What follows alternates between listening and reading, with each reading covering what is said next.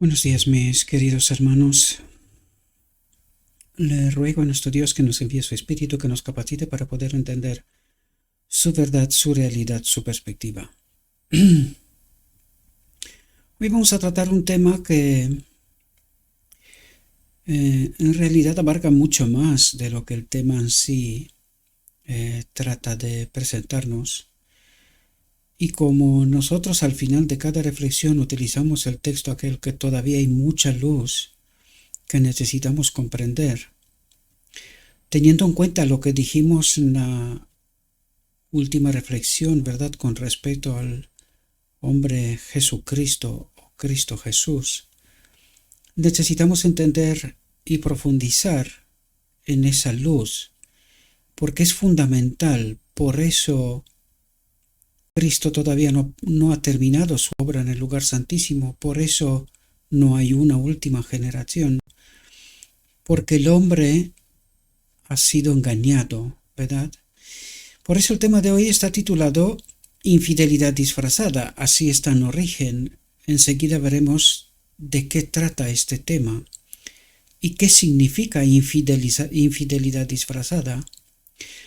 Para proporcionar mayor profundidad, mayor luz, ampliar, ¿verdad?, esta realidad, y teniendo en cuenta lo que os dije antes, la última reflexión, y que necesitamos entender realidades, porque si no, nunca va a haber aunque sí que la habrá, pero tiene que haber una última generación que comprenda estas realidades. Sin la comprensión de estas realidades, difícilmente puede haber una última generación. Y el engaño es tan profundo y tan disfrazado que es difícil. Podría decir que, y lo vamos a ver enseguida, ¿verdad?, a través de la reflexión, podría decir que no hay tema en donde el enemigo de Dios no nos haya engañado. No hay tema. Por eso, infidelidad disfrazada, y para que podamos entender profundidades, vamos a ir a lo escrito y vamos a tratar de entender qué es lo que nos trata de hablar.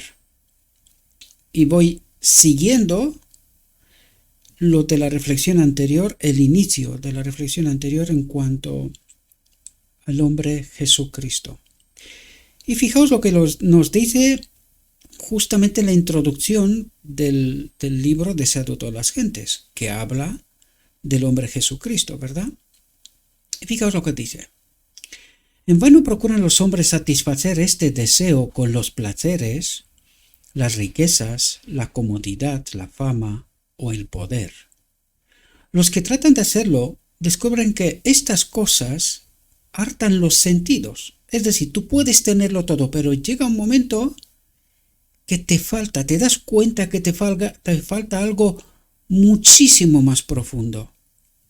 Dice, pero dejan al alma tan vacía y desconforme como antes de tenerlo todo, ¿verdad? Por eso vemos, en muchas ocasiones vemos en Hollywood, mucha gente que hace muchas tonterías y que el hombre corriente y normal dice, pero ¿por qué hace esas cosas? Si no le falta nada, ¿verdad? Fijaos lo que nos dice, porque aquí es donde necesitamos entender profundidades que mucha gente no entiende. Tengo que agradecer mucho a los hermanos que han compartido y comparten los vídeos, ¿verdad? Hay un crecimiento importante teniendo en cuenta de dónde venimos, ¿verdad? No es que sea ningún disparate, pero sí hay un crecimiento y que comparten estos materiales, pero al mismo tiempo hay mucha gente que sí comprende o al menos trata de entender. Luego hay mucha otra gente que no sabe qué creer, ¿verdad? Por lo tanto, vamos a potenciar con lo escrito está, con el Evangelio, lo que dijimos, ¿verdad? Ya sé que no es fácil comprender, pero necesitamos entender las dos naturalezas de Cristo, ¿verdad? Fijaos lo que nos dice aquí. Dice, es el designio de Dios que este anhelo del corazón humano guíe hacia el único que es capaz de satisfacerlo. es decir, es el designio de Dios del Padre, que este anhelo del corazón humano guíe hacia el único que es capaz de satisfacerlo. Y ahí es donde necesitamos entender quién es el hombre Jesucristo. Dice, es un deseo de ese ser capaz de guiar a él la plenitud y el cumplimiento de ese deseo. Es decir, que en nosotros hay un deseo más allá de tenerlo todo. Cuando lo tienes todo, te das cuenta que aún te falta algo. ¿Y quién es este algo? ¿O qué es este algo? ¿Qué lo entrecomillo? ¿Quién es ese algo? Ese deseo de ese ser.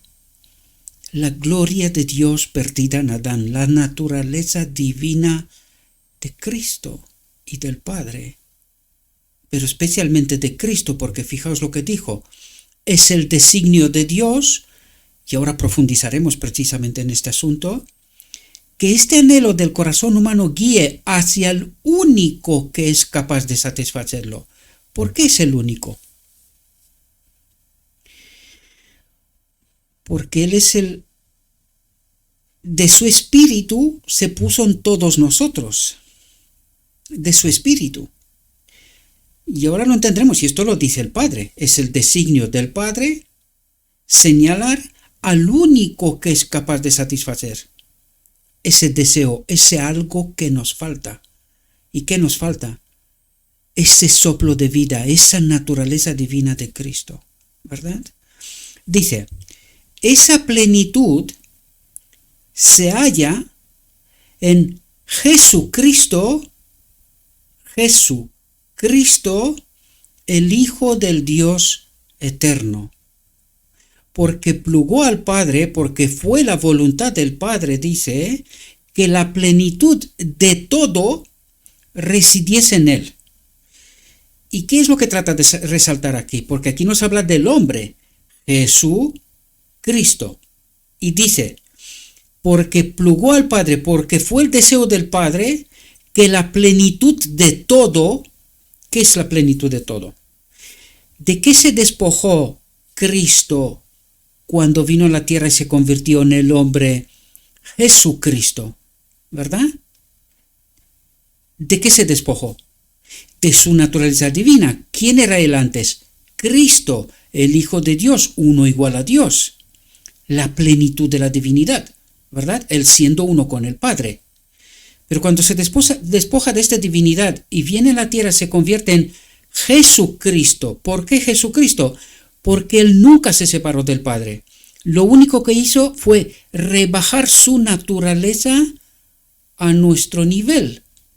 Pero, porque plugó al Padre, que la plenitud de todo, la plenitud de la divinidad, su naturaleza divina, por eso pone Jesús, Cristo, la naturaleza divina, es después del hombre. ¿Qué es lo que quiere resaltar? Que Él ahora es un hombre. Jesús y Cristo, la naturaleza divina de la cual se despojada, es puesta en este hombre porque la plenitud de todo, la plenitud de la divinidad, ¿verdad?, residiese en Él. Y ese espíritu, ese es el espíritu del Padre y de Cristo. ¿Por qué? Porque la naturaleza divina, el Padre y Cristo son una en naturaleza, nunca se separan. Por eso el hombre Jesucristo, cuando viene a la tierra, viene con esa naturaleza divina porque Él nunca se separó voluntariamente del Padre, ¿verdad? Por lo tanto, el hombre Jesucristo es el Hijo de Dios. Y ese es el problema que nosotros necesitamos conocer, a este Hijo de Dios. Y está estrictamente ligado con la infidelidad disfrazada, porque nosotros necesitamos entender por qué Cristo o Jesucristo no puede terminar la obra del lugar santísimo. Porque necesita un pueblo que entienda precisamente este asunto. precisamente este asunto. ¿Y por qué no lo entendemos? Buena pregunta. Buenísima pregunta. ¿Verdad? Dice, porque en él habita toda la plenitud de la divinidad corporalmente. Habita. Él ya no es uno igual a Dios. En él habita, en el hombre, Jesucristo habita toda la plenitud de la divinidad corporalmente. Es decir, esa naturaleza divina de la cual se despoja, que es una con el Padre, viene siendo el Espíritu Santo. Dios es Espíritu. Por eso vemos en el lugar santo el candelabro con 7 brazos, 7 espíritus. Porque necesitamos entender cómo se manifiesta la divinidad. Y se manifiesta a través del Espíritu, que es este Espíritu del cual se despoja Cristo, uno igual a Dios, y al venir en la tierra, en el hombre, Jesús, se coloca esa plenitud de la divinidad, que es el Espíritu del Padre y de Cristo, siendo una desde la eternidad. Y van siendo una también, porque encontramos en las 500 reflexiones, donde nos decía en alguna ocasión, que el Padre adoptó la naturaleza humana en sí mismo. ¿Qué es lo que trataba de decir? Adoptó a Jesucristo en la divinidad y colocó al hombre Jesucristo con la naturaleza humana, divino-humana, ¿verdad? Para que lo entendamos, o humano-divina, Jesucristo, ¿verdad? El orden no es casualidad, en el trono de Dios. Y necesitamos entender esto, profundizaremos, ¿verdad? Pero quiero que entendamos, queridos, porque esto tiene que preparar la última generación. Cristo, nuestra justicia. Y eso es lo que necesitamos entender, y eso es lo que trato de explicaros, profundizando. Que no es fácil, ya lo sé. Preguntémonos por qué, ¿verdad? Pero que está escrito, y yo no os cuento historias. Trato de explicaros lo que está escrito. Nada más. ¿Verdad? Porque plugó al Padre que la plenitud de todo residiese en él, en el hombre Jesucristo, porque en él habita toda la plenitud de la divinidad corporalmente. Y es también verdad que vosotros estáis completos en él. ¿Por qué dice esto? Porque en el hombre Adán, cuando pecó, separó a toda la humanidad de Dios. Pero en el hombre Jesucristo, el segundo Adán, cuando venció en nombre de toda la humanidad. Ahora, falta algo. Que la humanidad le elija a él. Que le conozcan. ¿Quién es el hombre? Jesucristo. Y que no haya una infidelidad disfrazada y que diga, el Padre es un Dios en sí mismo, Cristo es un Dios en sí mismo, el Espíritu Santo es un Dios en sí mismo, y esa Trinidad son una infidelidad disfrazada, y esta es la divinidad. ¿Qué engaño más profundo? Ahora podemos entender de por qué el hombre Jesucristo no puede terminar la obra celestial. Porque el supuesto pueblo que está en la tierra está en infidelidad disfrazada. No le adora a él. No le conoce a él. ¿Verdad? Fijaos. Texto de Efesios 3, versículos 10 y 11. Fijaos lo que dice. Para que la multiforme sabiduría de Dios, multiforme dice, multiforme, el candelabro, los 7 espíritus, la multiforme sabiduría de Dios sea ahora dada a conocer, a unirse a Él, ¿verdad? A conocer por medio de la Iglesia a los principados, potestades en los lugares celestiales. Ups. La multiforme sabiduría de Dios sea ahora dada a conocer a los seres celestiales, ¿verdad? Pero, ¿por qué a los seres celestiales? ¿Desconocen esta realidad? Vamos a verlo. Vamos a verlo. Porque ellos mismos también necesitan entender al hombre Jesucristo para poder adorarlo, aceptarlo como el Hijo de Dios, necesitan conocerlo. ¿Y cómo lo van a conocer? A través de la iglesia de aquí de la tierra, ¿verdad? Pero si la iglesia está en una infidelidad disfrazada, ¿qué conocerán? Estas son profundidades tremendas, mis queridos hermanos, que necesitamos entender. Los ojos de toda la creación de Dios, sea la que sea, están centrados aquí, en la tierra, queridos, porque necesitan entender la multiforme sabiduría de Dios manifestada ¿en quién? En el hombre Jesucristo. Y a todos los que aceptan, conocen al hombre Jesucristo, Cristo, el Espíritu Santo, la naturaleza divina, la gloria de Dios, se tiene que ver reflejada en mí y en ti. Pero ¿por qué no ocurre esto? Porque no conocemos la multiforme sabiduría de Dios manifestada en el hombre Jesucristo, el Hijo de Dios. Dice, por medio de la iglesia, los principados potestades en los lugares celestiales, atentos, conforme al propósito eterno que hizo. ¿Cuál dijimos nosotros que era el propósito eterno?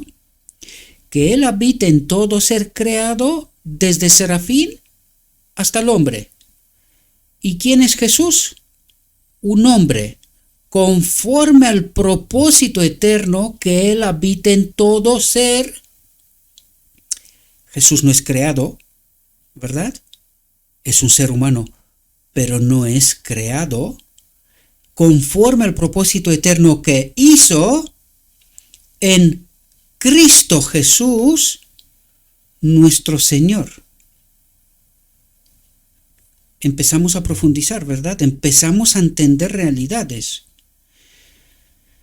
Pero ¿por qué desconocemos a este Jesucristo? O a este Cristo Jesús. Porque aquí pone Cristo Jesús, ¿por qué? Porque Él es vencedor. Aquí nos lo presenta como el vencedor, ¿verdad? Y vamos a ir al texto que nos explica claramente quién es Jesucristo, qué representa Él, desde la eternidad hasta la eternidad. Fijaos lo que dice. Lo estudiamos en el primer capítulo de este libro que estamos estudiando ahora, ¿verdad? Espíritu y Profecía. Dice, el gran creador reunió a las huestes celestiales para conferir en presencia de todos los ángeles un honor especial a su Hijo. Un honor especial a su Hijo. Es decir, sale ante todo el universo y les dejan claro quién es su Hijo y qué representa. Y dice, el Hijo estaba sentado en el trono con el Padre. El Hijo estaba sentado en el trono con el Padre. La mesa de los panes, el lugar santo, 2 coronas y 2 filas de panes, ¿verdad? Cada 6. representando al hombre, su autoridad sobre nosotros, sobre quién reina, ¿verdad? En este caso explicándole al hombre, ¿verdad? Y dice, y la multitud celestial de ángeles santos estaba reunida alrededor de ellos. El Padre hizo saber entonces que estaba ordenado por él mismo que Cristo, uno igual a Dios, Cristo igual a Dios, en naturaleza, en plenitud, uno igual al Padre, ¿verdad? Su Hijo fuera igual a Él, en todo. ¿Cuál es el carácter de Dios? ¿La ley? ¿Qué es la ley? ¿Qué trata de explicarnos la ley? ¿Cuál es el carácter de Dios? Entonces, su Hijo fuera igual a Él en todo, sin distinción, y dice, de modo que donde quiera que estuviera la presencia de su Hijo, estuviera presente la ley, la autoridad, el gobierno de Dios. Dice, era como su propia presencia. ¿Qué es lo que trata de decir aquí? Adoración total y absoluta. Es decir, el Padre somete toda la creación a Cristo. ¿Y qué es lo que hace Cristo después? Cuando esta tierra, después de la boda del Cordero, será unida al reino de Dios y el hombre al Padre, somete todo al Padre. ¿Entendéis la profundidad de lo que trata de explicarnos a nosotros y a toda la creación de Dios? Su Hijo fuera igual a Él, de modo que donde quiera que estuviera la presencia de su Hijo, sea en el cielo, sea en la tierra, el hombre Jesucristo era como su propia presencia. La palabra del Hijo debía ser obedecida tan fácilmente como la palabra del Padre. En Sinaí, ¿con quién habla Moisés? Con Cristo.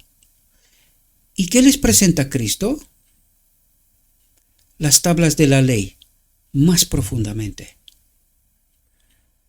El carácter del Padre, la autoridad del Padre, el gobierno de Dios. ¿Le presenta a quién? Al hombre. Pero primero fue el Padre el que puso toda la autoridad en su Hijo. ¿Qué es lo que hace el Hijo? Glorifica al Padre. Nos da las tablas de la ley.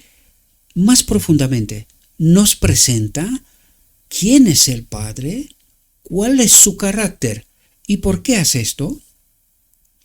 Porque estamos en medio de la controversia. Hubo alguien en Edén que trató de demostrar que el carácter del Padre, la ley, su autoridad, su gobierno, no son buenas, que nos está engañando. ¿Qué hace Cristo en Sinaí? Glorifica el carácter del Padre. Y en su venida, ¿cuál fue la obra de Cristo, de Jesucristo? Glorificó el carácter de Dios. ¿Es su obra igual de siempre? ¿Os dais cuenta? Tanto en Sinaí, bueno, podríamos decir, desde el Edén el hombre peca y Cristo se ofrece. ¿Qué trata de explicar? ¿Cuál es el carácter del Padre? Él vino a rescatarnos. Se ofreció a su Hijo para rescatarnos. ¿Qué trata de explicarnos con esto? ¿Cuál es su carácter? Amor y justicia. Porque nosotros somos víctimas colaterales. Nosotros sí hemos sido engañados. Por eso Él sale a nuestro rescate. En Sinaí, ya lo hemos comentado, ¿qué trata de representar a través de las tablas de la ley? ¿Cuál es el carácter del Padre? Amor, y justicia, representado por los 10 principios. En la venida de Cristo, el Cordero que paga el precio por el pecado, prometido desde Edén, uno igual a Dios se convierte en uno igual al hombre, y el hombre, Jesucristo, se va hasta la cruz y muere obedeciendo, demostrando que se puede obedecer siempre y cuando estemos conectados con el Padre. Y ahora pensemos, ¿qué ocurre en la boda del Cordero? Con la última generación. Será conectada con el Padre y a partir de aquel momento, por un lapso corto de tiempo, 40 días, 40 noches, 40 días, piensen, el desierto de la tentación, 40 días, Elías, 40 días, Moisés, 40 días, 40 años también, y al final del tiempo, que es un tipo, algún día tenemos que tratar este tema también, 40 días. La última generación, 44 años exactamente. 1844-1888. Y al final del tiempo ocurre la boda del Cordero, la venida silenciosa de Cristo en este templo. Estaremos aquí tiempo de angustia, 40 días, 40 noches literales, y vendrá la venida de Cristo. Esto es solo una interpretación que es más bien personal. Ya tocará que la veamos a través de lo escrito está, pero ahora mismo no nos vamos a meter en este asunto porque va a ser de dedicarle bastante tiempo, bastante reflexiones buscando muchos textos, ¿verdad? Pero a ver, los hay porque acabo de explicaros, ¿verdad? Por lo tanto, necesitamos entender qué ocurre y cuál es la obra de Cristo. Primero, glorificar el carácter de Dios, demostrar cuál es el verdadero carácter de Dios, salir de esta infidelidad disfrazada, comprender de por qué Cristo no puede terminar su obra en el lugar santísimo y qué representa Cristo. La presencia del Padre, la autoridad, la ley, el carácter. Su presencia es todo lo que necesitamos. Unidos a Cristo, luego nos presenta ante el Padre en la boda del Cordero, con un carácter semejante a Él. Dice, la palabra del Hijo debía ser obedecida tan fácilmente como la palabra del Padre, antes, ahora y en la eternidad. Dice, a su Hijo lo había investido de autoridad para mandar a las huestes celestiales. ¿Estábamos nosotros entre ellas? Sí, hasta que dejamos de estar, ¿verdad? Dice, especialmente su Hijo debía obrar en unión con Él, no separado del Padre. Por eso vemos en la cruz, justo antes de morir, Padre, Padre, ¿por qué me has desamparado? El Padre se separa de Él. No Cristo se separa de Él, sino el Padre se separa de Él, porque si no, no muere, ¿verdad? Dice, su Hijo debía obrar en unión con Él en la creación anticipada de la tierra y de todo ser viviente que debía existir sobre ella. Todavía el hombre no existía, ¿verdad?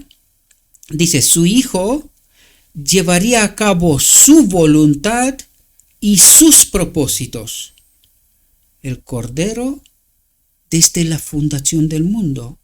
Su voluntad y sus propósitos. Por eso vemos que el hombre Jesucristo una y otra vez nos señala el carácter de Dios, la ley de Dios, su autoridad, su gobierno, como la única solución eterna.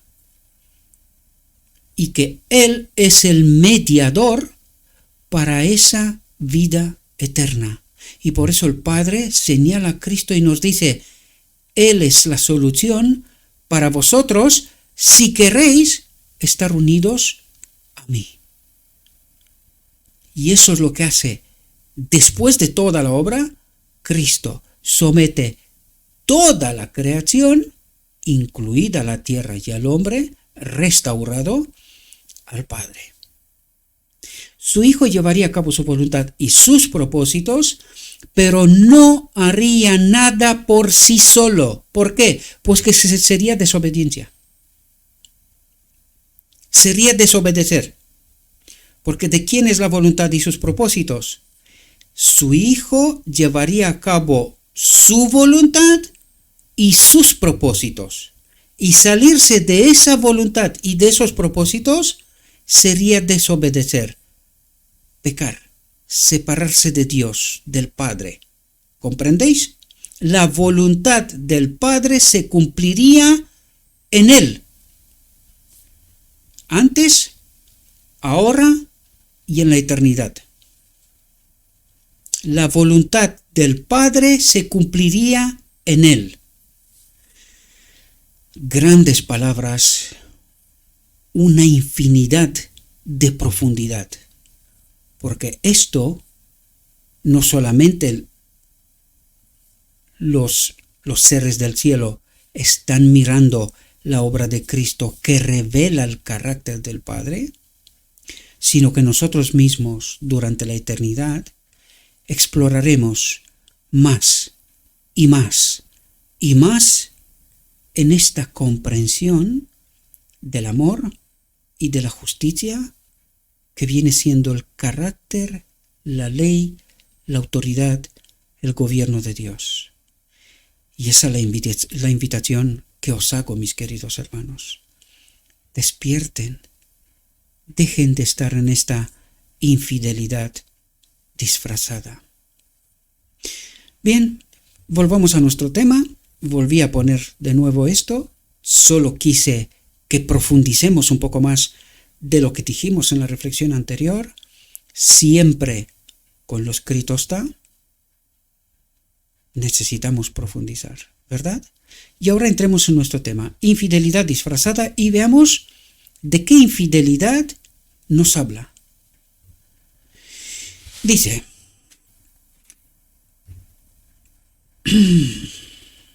perdón.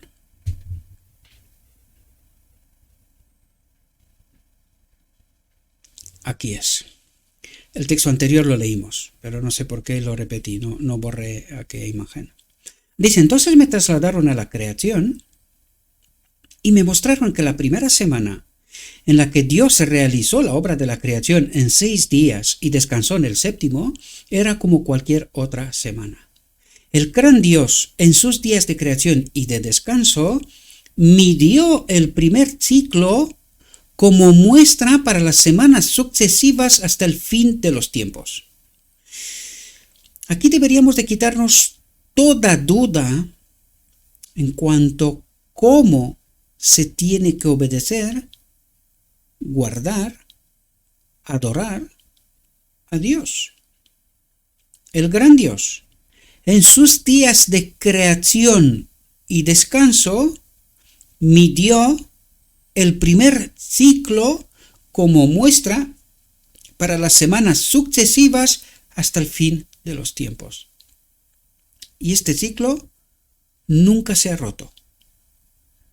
Digo esto porque hay una gran confusión hoy con respecto de cuál es el verdadero sábado. Dice, estas son las generaciones de los cielos y de la tierra cuando fueron creados. Dios nos da las producciones de su obra o los resultados de su obra al final de cada día literal. Cada día fue considerado por él como una generación porque cada día generó o produjo alguna nueva porción de su obra. En el séptimo día de la primera semana, Dios descansó de su trabajo y luego bendijo el día de su descanso y lo apartó para el uso del hombre. Pregunta, ¿necesitaba Dios descansar? No. ¿Pero por qué lo hizo? Para el uso del hombre. Es decir, es una lección fundamental para el uso del hombre. ¿Por qué? Porque en el cuarto mandamiento nos revela quién es Dios, cuál es su autoridad. Y es allí donde el enemigo de Dios nos metió en un otro engaño profundo. Y aquí quiero profundizar un poquito más, mis queridos hermanos, porque hay mucha gente que sí preserva el sábado como el séptimo día de Dios. Es decir, reconocen que el sábado es el séptimo día de la creación. Pero, ¿qué presentamos al inicio? ¿A qué Dios adoran? ¿Por qué Dios dice al principio del cuarto mandamiento, acuérdate? Acuérdate. ¿Qué quiere decir? ¿Quién es tu Dios? Eso es lo que trata de decir. ¿Quién es tu Dios? ¿Quién es tu creador? ¿Cuáles son sus obras? ¿Y cuál es su autoridad? Y es justo lo que presentamos justo al inicio. No por casualidad presentamos esas cosas. Es una invitación a profundizar, mis queridos hermanos. Porque cuando hablo yo, pensáis que este hombre está diciendo disparates. Y por eso mi invitación es profundicen, queridos. Nosotros podemos guardar el sábado, pero piensen, la Odisea guarda el sábado, ¿correcto? ¿Y cuál es su Dios? ¿Por qué solamente un remanente pequeño será salvo? ¿Cuál es el Dios de la Odisea? Infidelidad disfrazada, igual que el sábado, porque no por nada Cristo se titula a sí mismo el Señor del sábado, el Dios de la creación, ¿verdad? Y nos señala cuál es su autoridad. Y nace una pregunta: ¿queremos vivir bajo su autoridad, en su reino, ser parte de su creación? ¿Queremos? Pues esto es una clave sumamente importante, queridos. Por eso, al final, solo habrá un pequeño remanente, porque no conocimos a este hombre, Jesucristo, el Hijo de Dios, el que está en el trono con el Padre. Dice, en el séptimo día de la primera semana Dios descansó de su trabajo y luego bendijo el día de su descanso y lo apartó para el uso del hombre. El ciclo semanal de 7 días literales, 6 para el trabajo y el séptimo para el descanso, que se ha conservado y transmitido a través de la historia bíblica, se originó en los grandes hechos de los primeros 7 días. Se ha conservado y transmitido. Por lo tanto, el sábado de hoy es el séptimo día de la creación. Dios se ha encargado de esto, eso es lo que trata de decir. Dios se ha encargado de conservar y transmitir este ciclo semanal desde la primera semana de la creación. Otra cosa es que no tenemos la fe suficiente para creerlo, pero Dios lo dice claramente, ¿verdad?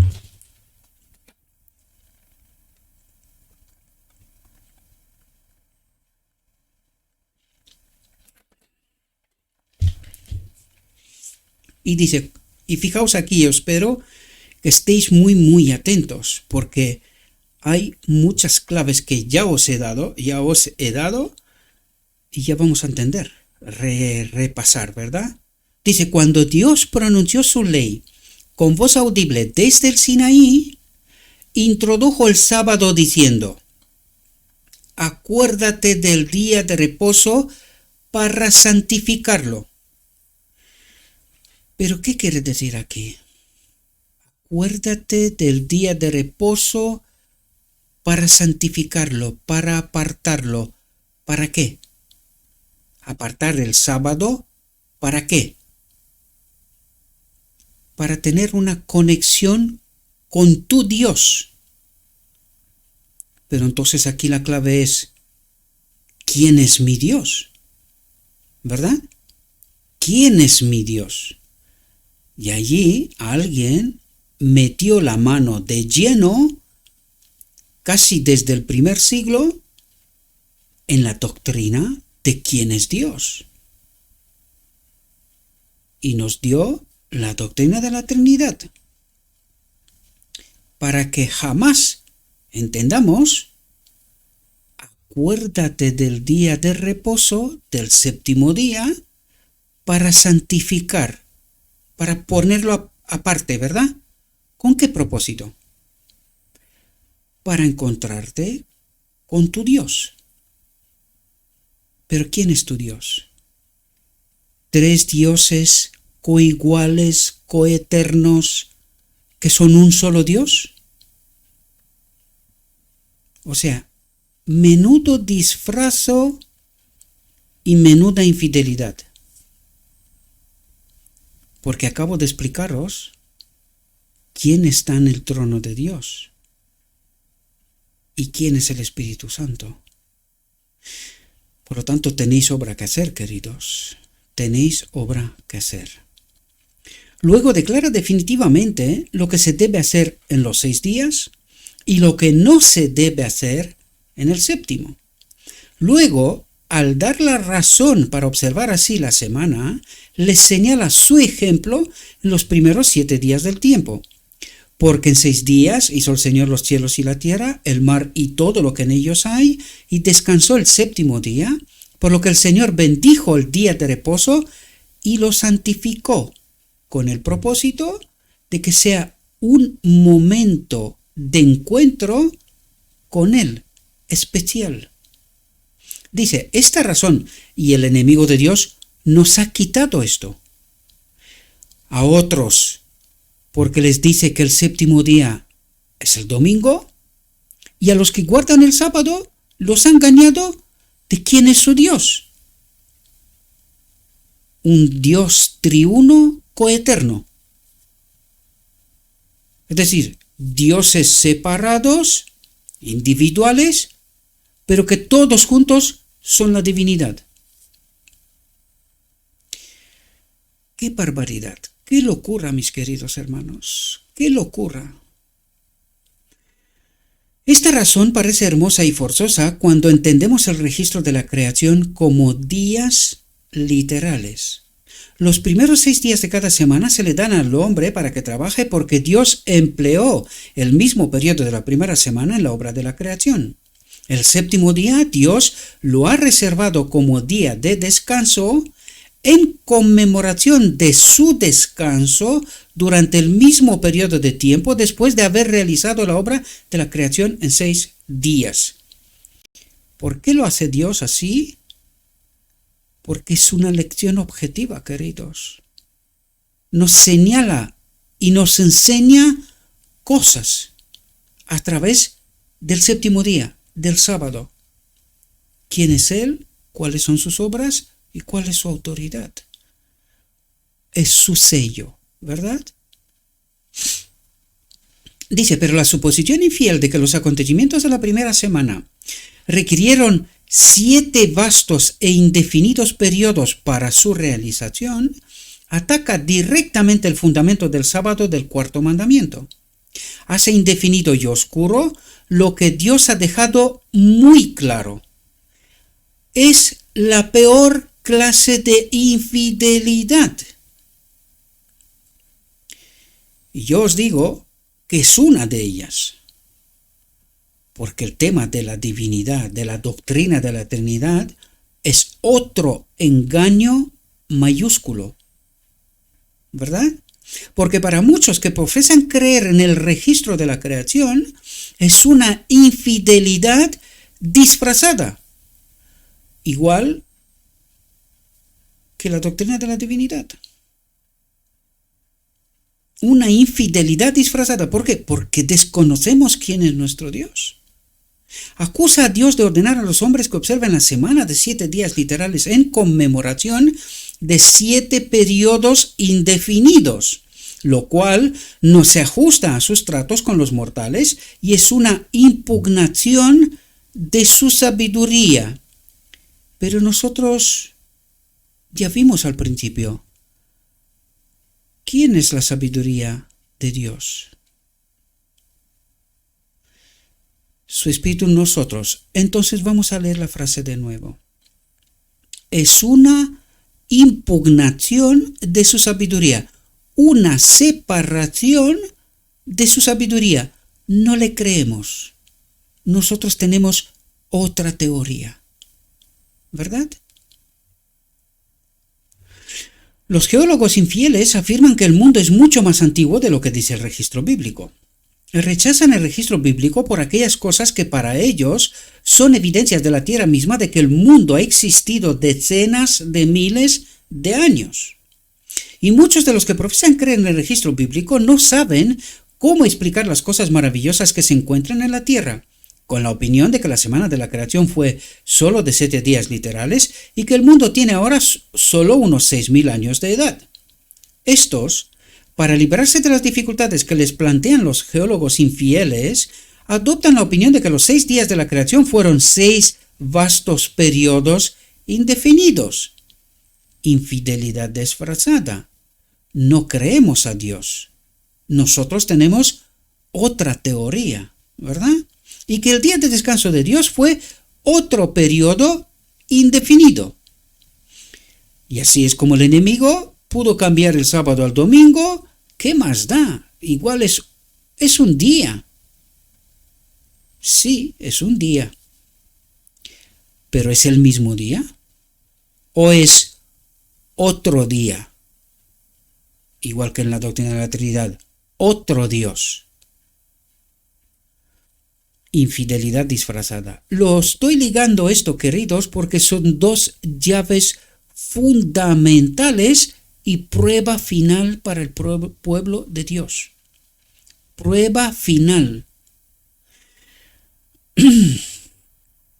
Y que el día de descanso de Dios fue otro periodo indefinido, haciendo que el cuarto mandamiento de la santa ley de Dios carezca de sentido. Y de este modo deje de señalar y apuntar quién es el creador, cuál es su obra y cuál es su autoridad, su gobierno, ¿verdad? Algunos reciben con entusiasmo esta posición porque destruye la fuerza del cuarto mandamiento y se sienten libres de sus exigencias sobre ellos, tienen ideas limitadas del tamaño de los hombres, animales y árboles antes del diluvio y de los grandes cambios que entonces se produjeron en la tierra. Dice, se encuentran huesos de hombres y animales en la tierra, en las montañas y en los valles, lo que demuestra que hombres y bestias mucho más grandes vivían antes en la tierra. Se me mostró que antes del diluvio existían animales muy grandes y poderosos que ahora no existen.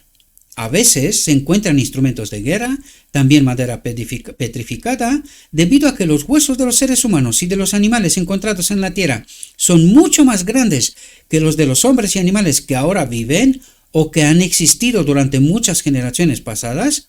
Algunos concluyen que el mundo es más antiguo de lo que tenemos cualquier registro bíblico y que fue poblado mucho antes del registro de la creación por una raza de seres muy superiores en tamaño a los hombres que ahora están en la tierra. Y os he traído unas pocas imágenes para que veamos que esto es real. Un hombre de nuestra actualidad y un esqueleto de los que nos acaba de contar el mismo Dios. Otro, un hombre que está cavando y un otro esqueleto muchísimo más grande, ¿verdad? Un excavador, lo veis en la parte de arriba, y un esqueleto bastante más grande. Hay más imágenes, pero simplemente puse a muestra para que se vean, ¿verdad? Las podéis encontrar en Google, hay muchas páginas que hablan sobre esto. Por supuesto que hay teorías para aburrir, menos la que Dios nos cuenta, ¿verdad? Volvamos al texto. Me han mostrado que sin la historia bíblica, la geología no puede demostrar nada. Las reliquias encontradas en la tierra dan evidencia de un estado de cosas que difiere en muchos aspectos del presente. Pero el tiempo de su existencia y el largo periodo en que estas cosas han estado en la tierra solo pueden ser entendidos por la historia de la Biblia, que no la creemos, ¿verdad? Dice, puede ser inocente conjeturar más allá de la historia bíblica si nuestras suposiciones no contradicen los hechos encontrados en las Sagradas Escrituras.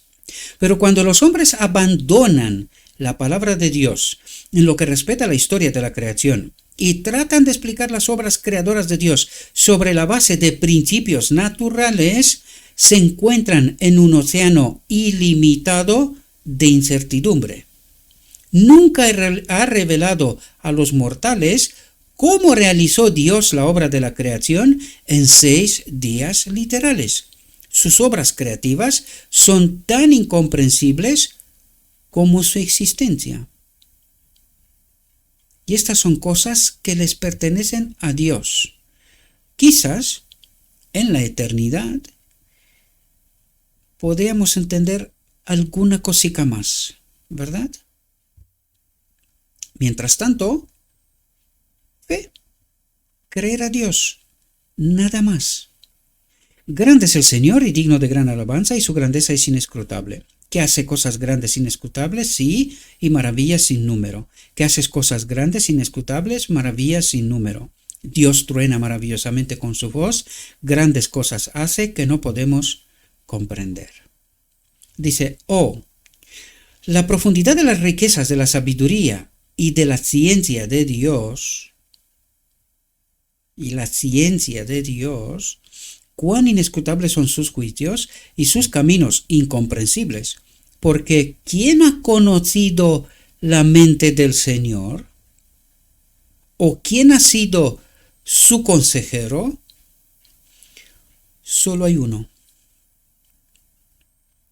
Cristo. O el hombre, Jesucristo. La palabra de Dios es dada como una lámpara a nuestros pies y una luz a nuestro camino. Lámpara a nuestros pies y una luz a nuestro camino. La palabra de Dios, que es la carne y la sangre, que es Cristo o Jesucristo, el Evangelio de la justicia. ¿Y cómo nos llenamos del Espíritu, de su Espíritu?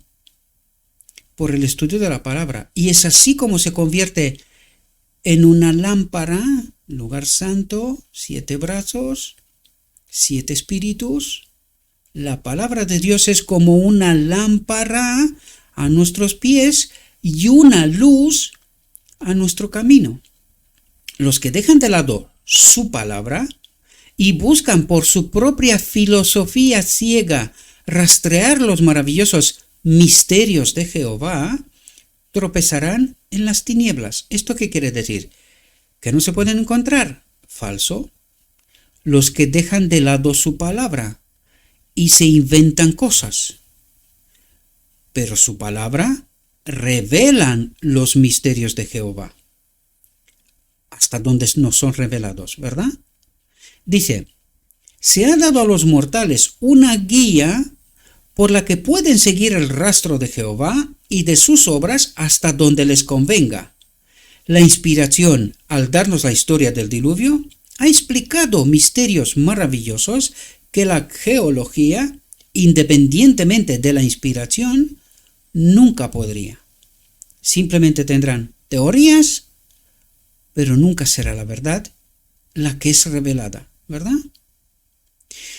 Dice, la obra especial de Satanás ha sido inducir al hombre caído a rebelarse contra el gobierno de Dios, contra la ley, contra la palabra, contra el Espíritu.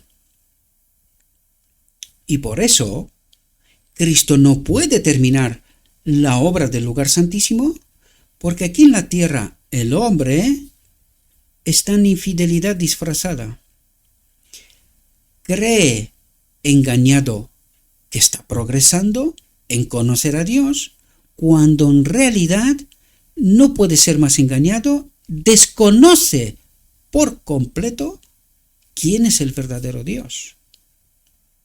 ¿Verdad? Véase Doctrina de la Trinidad. La obra especial de Satanás ha sido inducir al hombre caído a rebelarse contra el gobierno de Dios y ha tenido demasiado éxito en sus esfuerzos.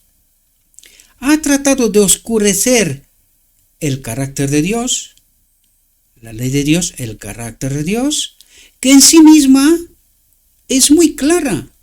Ha manifestado un aborrecimiento especial contra el cuarto precepto del Decálogo, porque define al Dios vivo, el hacedor de los cielos y de la tierra. Pero el hombre, en su mayoría, guarda el domingo y adora a un falso Dios. Ha manifestado un aborrecimiento especial contra el carácter de Dios, contra la ley de Dios, contra la autoridad de Dios. Los preceptos más claros de Jehová son rechazados para recibir fábulas infieles. Fábulas, no dice una. Aquí estamos hablando de una. Pero yo os trato de explicar la otra. Y no son las únicas. Para recibir fábulas infieles. Y de este modo, el hombre separado de Dios, pues no pueda volver de vuelta al reino. Y así es como Cristo no puede venir porque no tiene un pueblo, ¿verdad? Acuérdese de 1888, Cristo nuestra justicia. ¿Qué significaba esto? Pues no paramos de explicarlo. ¿Qué rechazaron? La boda del Cordero. Mientras Dios dice, todo está preparado, tenéis todo lo que necesitáis, toda la comprensión verdadera del Evangelio. ¿Quién soy yo? ¿Cuáles son mis obras? ¿Cuál es mi autoridad? ¿Cuál es mi carácter? Todo está preparado. Venid a la boda del Cordero. Y tenemos hasta una parábola que nos explica esto. ¿Y qué ocurre? Pues su pueblo tiene otro trabajo. Está muy ocupado. No tiene tiempo. ¿Y qué nos dice la parábola?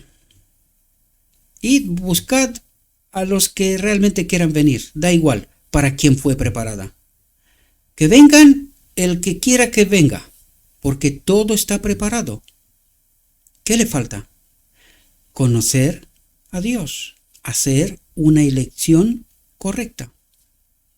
Pero tiene que ser la correcta. Como el mismo ladrón en la cruz. Y aunque pueda parecer fácil, piense que estás colgado en la cruz, que te falta poco para morir y que aceptas como tu Dios uno que muere a tu lado. ¿Es fácil? Profundicen más. Profundicen más. Que no es nada fácil.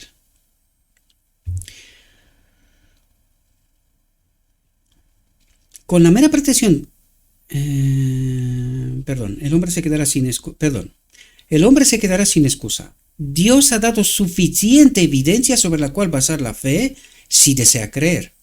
En los últimos días, la tierra estará casi desprovista de la verdadera fe, de la verdadera comprensión del Evangelio, de la fe de Jesús. Los que guardan los mandamientos y tienen la fe de Jesús.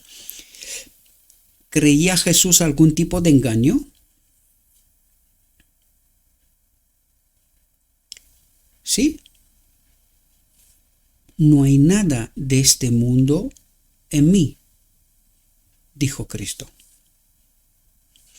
Con la mera pretensión, la palabra de Dios se considerará poco fiable, mientras que el razonamiento humano será recibido desde los púlpitos, congresos, lo que queramos. Con la mera pretensión, la palabra de Dios se considerará poco fiable, mientras que el razonamiento humano será recibido, aunque esté en oposición a los hechos de las Escrituras. Y aquí hay una pregunta que deja a la Odisea en una vergüenza total. ¿Pecamos hasta que Cristo viene? Esto revela un desconocimiento absoluto del Evangelio. Y las iglesias, fin de semana tras fin de semana, se traga un montón de porquería, de veneno extraído por el razonamiento humano. Doctores de la ley, maestros y así. Pecamos hasta que Cristo viene. Y por eso Cristo no viene. Así que sigamos pecando porque vamos a ver el reino de los cielos más bien nunca. Dice, los hombres se esforzarán por explicar a partir de causas naturales la obra de la creación, que Dios nunca ha revelado. Pero la ciencia humana no puede escudriñar los secretos del Dios del cielo, ni explicar las estupendas obras de la creación, que fueron un milagro del poder omnipotente, como tampoco puede mostrar cómo llegó Dios a la existencia. Y solo tenemos teorías y razonamientos humanos, pero nada más. Las cosas secretas pertenecen al Señor nuestro Dios, pero las reveladas nos pertenecen a nosotros y a nuestros hijos para siempre. Los hombres que profesan ser ministros de Dios levantan sus voces contra la investigación de la profecía. Levantan sus voces contra la investigación de las escrituras, de la profecía. Y dicen al pueblo que las profecías, especialmente las de Daniel y Juan, son oscuras y que no podemos entenderlas. Pero algunos de los mismos hombres que se oponen a la investigación de las profecías porque son oscuras, reciben con entusiasmo las suposiciones de los geólogos que cuestionan el registro mosaico de las escrituras, ¿verdad? Pero si la voluntad revelada de Dios es tan difícil de entender, ciertamente los hombres no deberían basar su fe en meras suposiciones con respecto a lo que Él no ha revelado. Los caminos de Dios no son como nuestros caminos, ni sus pensamientos son como nuestros pensamientos. Pero nosotros creemos que sí podemos entender esto. Dice, la ciencia humana no puede dar cuenta de sus obras maravillosas. Dios ordenó que los hombres, las bestias y los árboles, muchas veces más grandes que los que hay ahora en la tierra, y otras cosas, fueran enterrados en la tierra en el momento del diluvio y que se conservaran allí para demostrar al hombre que los habitantes del mundo antiguo perecieron por un diluvio. Que muestran que perecieron por un diluvio. ¿Hoy quién cree esto? ¿Cuentos de niños? Sí. Más allá de esto, poco. Dios quiso que el descubrimiento de estas cosas en la tierra estableciera la fe de los hombres en la historia inspirada. Pero los hombres, con su vano razonamiento, hacen un uso erróneo de estas cosas que Dios diseñó para llevarlos a exaltarlos, para darse a conocer de que el registro inspirado es real, verdadero. Caen en el mismo error que el pueblo antes del diluvio. Las cosas que Dios les dio como un beneficio, las convirtieron en una maldición al hacer un uso equivocado de ellas. Y es así como estamos en una infidelidad disfrazada. Es decir, no sabemos que tenemos que hacer una elección y estamos en un engaño tan tremendo y nuestra elección es a otro Dios. Porque en lugar de creer lo que dice Dios, creemos lo que dicen los hombres. ¿Y qué dicen los hombres? ¿De quién son inspirados? ¿De dónde resulta su razonamiento? Igual que en Edén. ¿Sí? Pues así nos va. Y para terminar, dijo Cristo, todavía hay mucha luz que debe brillar del carácter de Dios, de la ley de Dios, y del Evangelio de la justicia, de Jesucristo. Este mensaje, entendido en su verdadero carácter y proclamado en el Espíritu, crecerá hasta alcanzar una importancia tan grande como apenas soñéis, y iluminará la tierra con su gloria. Espero, mis queridos hermanos, que esta reflexión también os pueda ser de ayuda. Mi invitación siempre y como siempre, estudien. Dejen de creer al hombre y sus razonamientos. Tenemos el verdadero evangelio. Tenemos a Cristo, al hombre Jesucristo, que nos trata de revelar cuál es el carácter de Dios, el verdadero carácter de Dios. Y eso es lo que necesitamos conocer. ¿Quién es nuestro Dios? Este fue el problema de toda la historia de la humanidad.